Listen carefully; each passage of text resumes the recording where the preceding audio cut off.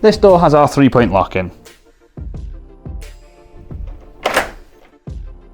When the door closes, there's a little bit of play. This is down to the strike plate, but here at Teckentrup, we've thought about that. We have adjustment through the actual strike plate, right here. The adjustment comes through these two screws, top and bottom. We can then move this plate further in. This should adjust how tight the door sits to the seal.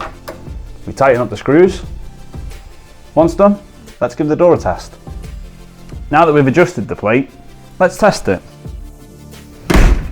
That's the seal we're after. With the 3-point lock in, we have keeps at the top and at the bottom. These keeps are machined slightly off center. This allows you to get a tighter seal should you require it.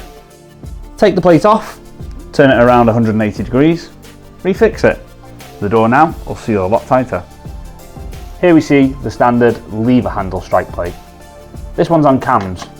With a flatted screwdriver, rotate the cams to the position that the strike plate needs to be in. This allows you to adjust that seal. Perfect.